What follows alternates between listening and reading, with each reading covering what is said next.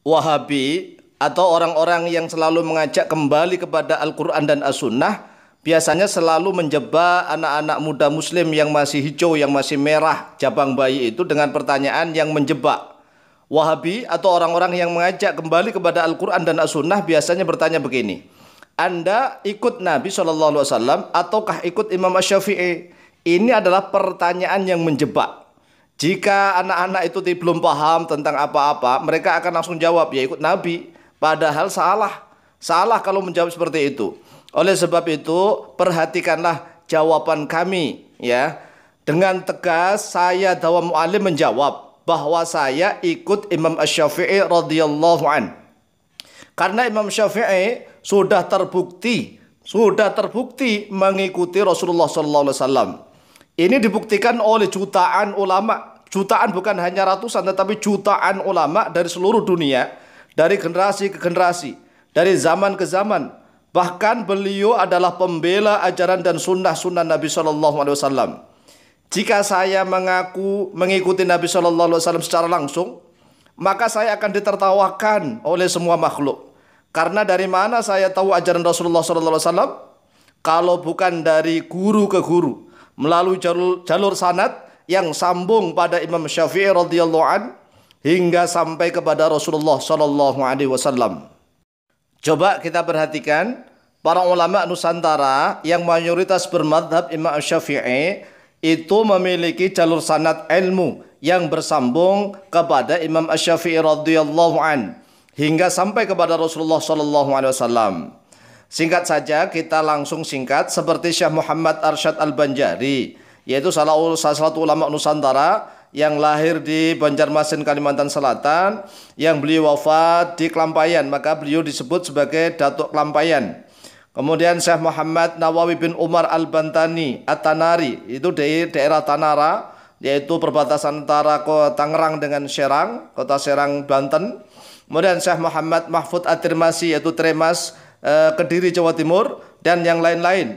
Semuanya memiliki jalur sanad ilmu hingga sampai kepada Imam Ibnu Hajar Al-Haytami rata-rata. Kemudian Imam Suyuti, kemudian Imam Az-Zahabi, Imam Al-Iraqi, Imam Ibnu Hajar Al-Asqalani, Imam As-Subki, sampai kepada Imam An-Nawawi Ad-Dimashqi, Damaskus. Ya, Imam An-Nawawi ini adalah imam yang diterima oleh siapapun ini. Imam An-Nawawi yang memiliki kitab syarah Sahih Muslim, kemudian juga memiliki kitab banyak madhab Syafi'i, yaitu ada kitab yang paling fundamental adalah Al-Majmu' Syarah Al-Muhadzab, kemudian memiliki kitab hadis yang dipakai dimanapun, yang kecil yaitu Al-Arba'in An-Nawawiyah, memiliki kitab Riyadhus Shalihin, Al-Adhkar, dan yang lain-lain.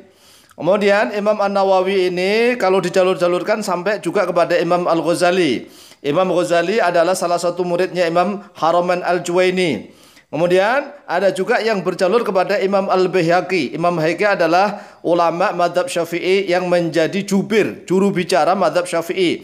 Beliau memiliki kitab As-Sunan Al-Kubra yang sangat fenomenal. Kemudian juga memiliki kitab Syu'abul Iman, memiliki kitab Dalailun Nubuwah, dan yang macam-macam. Ini banyak sekali kitabnya Imam Al-Baihaqi. Kemudian ada juga yang berjalur kepada Imam Al-Mawardi yang memiliki kitab Al-Hawi Al-Kabir, kitab Al-Ahkamu As-Sultaniyah, dan yang lain-lain. Kemudian semuanya berjalur kepada murid-murid langsungnya Imam Syafi'i, yaitu Imam Buwaiti dan Imam Muzani, Imam Harmalah, tatkala Imam Syafi'i berada di Mesir. Kemudian tatkala Imam Syafi'i berada di Irak, Imam Syafi'i memiliki murid yang paling cerdas, yaitu Imam Ahmad bin Hanbal. Dari Imam Ahmad bin Hanbal dan Imam Muzani, Imam Buwaiti, inilah para ulama ahli hadis seperti Imam Bukhari, Imam Muslim, Imam Abu Dawud, Tirmidzi, Nasa'i, Ibnu Majah, dan yang lain-lain berguru kepada murid-muridnya Imam Syafi'i. Sehingga para ulama ahli hadis itu adalah murid-muridnya Imam Asy-Syafi'i. Ya, Imam Syafi'i muridnya Imam Malik bin Anas, yaitu pemilik kitab Muwatta, yaitu Imam Darul Hijrah di kota Madinah Al-Munawwarah. Kemudian Imam Malik, kita singkat saja, memiliki jalur ilmu sampai kepada Rasulullah melalui jalurnya Ibnu Syihab Az-Zuhri.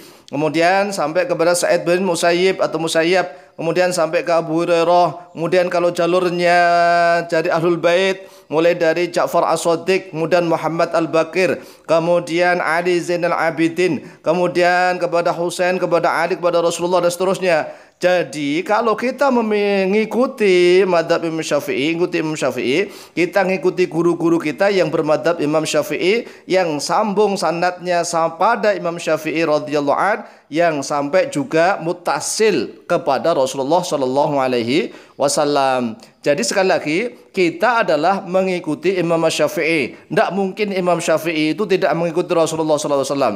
Tetapi kalau kita ngaku langsung mengikuti Rasulullah, dari mana lu? Kapan lo belajar kepada Rasulullah? Ini adalah suatu kesombongan, suatu kecongkakan. Orang-orang yang mengaku mengikuti Rasulullah SAW adalah tandanya orang-orang yang sombong, yang congkak kepada ilmu Islam. Qala al-Imam Muslimun fi muqaddimati kitabihi. Telah berkata oleh Imam Muslim di dalam muqaddimah pendahuluan kitab beliau, yaitu kitab Sahih Muslim, babu bayani annal isnada minad dini. Babu bayani, yaitu bab di dalam menjelaskan sesungguhnya isnad menyandarkan ilmu agama, minad dini, yaitu dari agama. Wa annar riwayat, dan sesungguhnya riwayat, la takunu, yaitu tidak ada oleh dia riwayat, illa anithiqati, kecuali dari orang-orang yang terpercaya. Wa anna jarhar ruwati, dan sesungguhnya mencacat mencela para perawi hadis, perawi pembawa ilmu, bima, dengan sesuatu huwa bermula dia fihim, yaitu tetap di dalam diri mereka, jaizun, yaitu boleh, bahkan wajibun, yaitu wajib. Wa annahu, dan sesungguhnya keadaan tersebut, laisa minal ghibati, yaitu bukan dari termasuk ghibah al muharramati, yang diharamkan, minadz dzabbi, bahkan termasuk dari pembela anis syariati, daripada syariat al mukarramati, yang dimuliakan oleh Allah. Warwa Muslimun an Muhammad bin Sirin qala, dan telah meriwayatkan oleh Imam Muslim dari Muhammad bin Sirin, qala, telah berkata oleh beliau Muhammad bin Sirin, inna hadzal ilma, sesungguhnya ini al-ilma, wujudnya ilmu, yaitu ilmu isnad, ilmu pencandaran ilmu, menyandarkan ilmu pada dari guru ke guru sampai kepada Rasulullah, dinun, yaitu agama. Fangduru, maka lihatlah oleh kalian, amman, dari siapakah, dari siapa saja, ta'khuduna, mengambil oleh kalian, dinakum, pada agama kalian. Jadi sanad itu termasuk agama. Jadi inna hadzal ilma artinya adalah ilmu sanad, dinun, yaitu agama. Fangduru amman ta'khuduna dinakum, maka lihatlah oleh kalian dari siapa saja mengambil oleh kalian dinakum, pada agama kalian. Jadi mengambil agama itu dari guru-guru yang thiqat, yang terpercaya, bukan langsung kepada Rasulullah SAW begitu. Itu nanti kalau dari orang-orang yang tidak thiqat bagaimana? Ya. Warwa at-Tirmidzi, dan telah meriwayatkan oleh Imam Tirmidzi an Muhammad bin Ali bin Abdul Hasani, dari Muhammad bin Ali bin Hasan qala, telah berkata oleh beliau Muhammad bin Ali bin Hasan, sami'tu abdana yaqulu, sami'tu, telah mendengar oleh saya, abdana, pada abdan, yaqulu, yaitu sedang berkata oleh beliau abdan. Qala Abdullah bin Mubarak, telah berkata oleh Abdullah bin Mubarak, al-isnadu indi minad dini, al-isnadu bermula penyandaran ilmu, indi, menurutku, kata Abdullah bin Mubarak, minad dini, yaitu termasuk dari bagian agama. Laulal isnadu, kalau seandainya tidak ada sanad, laqala, maka yaitu sungguh-sungguh akan berkata, man, oleh orang-orang, sya'a, yang berkehendak oleh dia, man, ma, pada sesuatu, sya'a, yang berkehendak oleh dia. Jadi kalau seandainya tidak ada sanad, maka orang-orang akan ngomong seenaknya sendiri.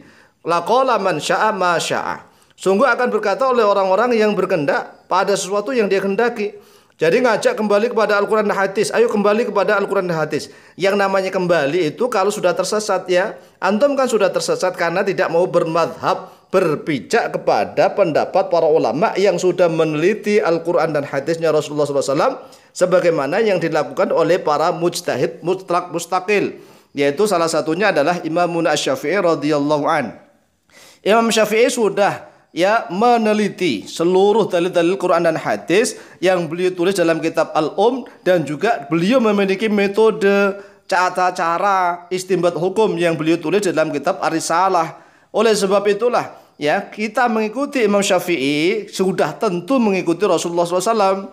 Tetapi kalau kita ngaku mengikuti Rasulullah belum tentu. Itulah orang-orang yang tersesat, yang dia harus bermadhab. Kenapa? Kalau dia belum bermadhab, madhaba ilaihi, madhabun itu kan sigotnya isim zaman makan, yang memiliki tempat pijakan, waktu pijakan untuk mengeluarkan pendapat, untuk istinbat hukum. Sehingga kalau dia belum bermadhab, maka dia tersesat. Dialah yang harus kembali kepada Al-Quran hadis atau kembali kepada madhab para ulama salafus soleh. Karena para ulama salafus soleh itulah yang betul-betul sudah matang. Mereka adalah para ulama yang al-alim, al-allamah. Mereka yang zuhud dan wara'. Mereka adalah ulama-ulama kelas mujtahid. Bahkan Imam Asy-Syafi'i adalah kelas mujtahid mutlak mustaqil. Ya, mereka walaupun alim dan al-alamah, mereka sangat tawadhu, ya, sangat tawadhu, sangat rendah diri, rendah hati. Mereka tidak sombong, tidak congkak. Sebagaimana telah digambarkan, diriwayatkan oleh Imam An-Nawawi. Qala al-Imam An-Nawawi rahimahullahu taala fi muqaddimati syarhihi 'ala al-Wasit lil-Ghazali. Telah berkata oleh Imam An-Nawawi rahimahullahu taala di dalam muqaddimah, yaitu pendahuluan sarahnya kitab beliau, Alal Wasiti, atas kitab Al-Wasit lil-Ghazali, miliknya Imam Al-Ghazali. Sahha 'anis Syafi'i rahimahullahu taala annahu qala. Telah sahih riwayat dari Imam Asy-Syafi'i rahimahullahu taala bahwa sesungguhnya beliau telah berkata begini. Idza wajadtum fi kitabi hadza khilafa sunnati Rasulillah sallallahu alaihi wasallam faqulu bis sunnati wad'u qawli. Idza wajadtum, apabila mendapati atau telah mendapati oleh kalian fi kitab, di dalam kitabku, hadza yang ini, khilafa sunnati Rasulullah sallallahu alaihi wasallam, bertentangan atau tidak sama, berbeda, menyalahi sunnahnya Rasulullah sallallahu alaihi wasallam, faqulu, maka berkatalah oleh kalian bisunnati, pada sunnah, wada'u, dan tinggalkanlah oleh kalian qauli, pada ucapanku. Inilah ucapan seorang ulama yang betul-betul al-alim dan al-allamah, yang sangat tawadhu. Padahal beliau ini adalah ulama yang sudah teruji keilmuannya oleh siapapun. Bahkan hampir saja beliau tidak pernah kalah, ya, debat dengan siapapun. Wa fi riwayatin, dan yaitu tetap di dalam suatu riwayat, idza sahha al-haditsu khilafa qawli fa'malu bil hadithi watruku qawli. Idza sahha, apabila telah sahih al-haditsu, oleh hadis, khilafa qawli, bertentangan pada ucapanku, fa'malu, maka beramallah oleh kalian, bil hadithi, pada hadis, watruku, dan tinggalkanlah oleh kalian, qawli, pada ucapanku. Ini luar biasa ulama yang al-alim dan al-allamah, al-mujtahid, al-mustlaq, al-mustaqil, tapi sangat tawadhu, ya, seperti ini. Wa ruwiya hadzal qawlu bi alfadhin mukhtalifatin. Waruya, dan telah diriwayatkan hadza, terhadap ini, al-qaulu, wujudnya qaul, yaitu perkataannya Imam Asy-Syafi'i radhiyallahu an, bi alfadhin, dengan beberapa lafaz, mukhtalifatin, yang berbeda-beda. Warwa ba'dhum, dan telah meriwayatkan ba'dhum, oleh sebagian mereka para ulama, annahu, pada sungguhnya beliau Imam Asy-Syafi'i radhiyallahu an, qala, telah berkata oleh beliau Imam Syafi'i, idza shahha al-haditsu fa huwa madhhabi. Idza sahha, apabila telah sahih al-hadits, oleh hadis, fahuwa, maka bermula dia hadis, madhabi, yaitu madhabku. Artinya Imam Asy-Syafi'i itu sangat mendukung adanya periwayatan hadis yang sahih-sahih. Beliau tidak mau menerima hadis yang dhaif, apalagi maudhu, begitu. Sehingga apapun yang beliau lakukan itu sesuai dengan sunnahnya Rasulullah SAW. Maka beliau mengatakan idza sahha al-haditsu fahuwa madhabi. Ya, jangan kita langsung ikut Rasulullah tanpa melalui guru, bukan begitu maksudnya. Waqad kana Imamun Asy-Syafi'i, dan sungguh yaitu ada imamuna, oleh imam kami Asy-Syafi'i, ialah Imam Syafi'i radhiyallahu an, mutawadhi'an, yaitu orang yang sangat tawadhu, khafidun, yaitu orang yang merendahkan, janahahu, pada kedua sayapnya, yaitu kedua pundaknya, lil mukminina, kepada orang-orang mukmin. Jadi beliau ini sangat tawadhu, sangat merendahkan diri kepada siapapun orang-orang mukmin. Qala, telah berkata oleh beliau Imam Asy-Syafi'i, ma nadartu ahadan fa ahbabtu ay yukhti'a. Ma nadartu, tidaklah berdebat oleh saya, ahadan, pada seorang pun, fa ahbabtu, lalu cinta oleh saya, ay yukhti'a, pada sekiranya salah oleh dia.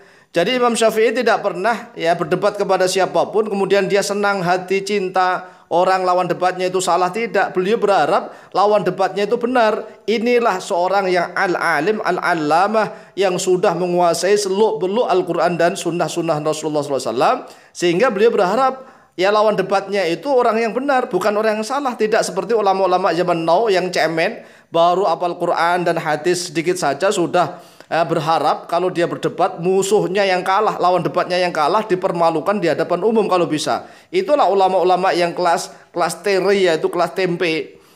Wa ma fi qalbi, dan tidak di dalam hatiku, tidak ada dalam hatiku, kata Imam Asy-Syafi'i, min ilmin, dari suatu ilmu, illa wadattu, kecuali sangat berharap oleh aku, ayyakuna, oleh sekiranya pada sekiranya ada oleh dia ilmu, inda kulli hadin, yaitu dimiliki oleh setiap orang, wala yunsabu, dan tidak dinisbatkan terhadap dia ilmu, li, padaku. Inilah tawaduknya Imamuna Asy-Syafi'i radhiyallahu an.